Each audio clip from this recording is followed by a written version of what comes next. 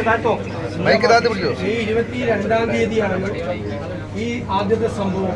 RSS നേതാവ് ഗുരുമൂർത്തിയെ കൊണ്ടുവന്ന് operation സിന്ദൂറിന്റെ ഭാഗമായി രാജ്ഭവനിൽ മുൻ പ്രധാനമന്ത്രിമാരെ അധിക്ഷേപിച്ച് സംസാരിച്ചത്. അപ്പൊ ഞങ്ങൾ പറഞ്ഞു രാഷ്ട്രീയ പ്രചരണത്തിന്റെ വേദിയാക്കി മാറ്റരുത് രാജ്ഭവൻ. പിന്നീടാണ് മന്ത്രി പ്രസാദുമായിട്ട് വിഷയമുണ്ടായത്. അന്നാണ് നിലമ്പൂർ പോളിംഗിന്റെ അന്നാണ് ശുഭംകുട്ടി മന്ത്രി വിഷയമുണ്ടായത്. അപ്പോഴൊക്കെ മൗനത്തിന്റെ വാർത്തീകത്തിലാണ് മുഖ്യമന്ത്രി വിളിച്ചത്. ഇപ്പോഴാണ് പ്രൊട്ടസ്റ്റ് കൊടുക്കുന്നത്. ഔദ്യോഗികമായിട്ട് പ്രൊട്ടസ്റ്റ് അന്ന് കൊടുക്കണമായിരുന്നു. രാജ്ഭവനെ രാഷ്ട്രീയ പ്രചരണത്തിനും മതപ്രചരണത്തിനുമുള്ള വേദിയാക്കി മാറ്റരുത്.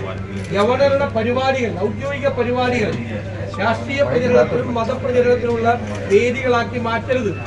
രാജ്ഭവനും ഉണ്ടാകരുത്, അദ്ദേഹത്തിന്റെ പരിപാടികളും അങ്ങനെയായി മാറരുത്. അദ്ദേഹത്തിന് ഒരു രാഷ്ട്രീയ ആഭിമുഖ്യം ഉണ്ടെങ്കിൽ അദ്ദേഹം അത് തുടരാം.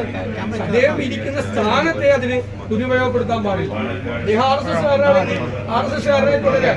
രാഷ്ട്രീയ ആഭിമുഖ്യമുണ്ടെങ്കിൽ രാഷ്ട്രീയ ആഭിമുഖ്യം തുടരാം. പക്ഷെ ഔദ്യോഗിക പദവിയിൽ ഇരുന്നുകൊണ്ട് ആ രാഷ്ട്രീയ താല്പര്യങ്ങളും മത താല്പര്യങ്ങളും സംരക്ഷിക്കാൻ ഗവർണർ ചെയ്യാൻ പാടില്ല. മതേതര കേരളമാണ് എന്ന് ഗവർണറെയും അതിന്റെ പിന്നിൽ നിൽക്കുന്ന ആളുകളെയും ബോധ്യപ്പെടുത്തി കൊടുക്കേണ്ട ഉത്തരവാദിത്വം കേരളത്തിലെ മുഖ്യമന്ത്രിക്കും ഭരണകൂടത്തിനുമാണ്. ഇപ്പൊ കൊടുത്തത് നന്നായി, പക്ഷെ വൈകിപ്പോയി. ഇന്നലെ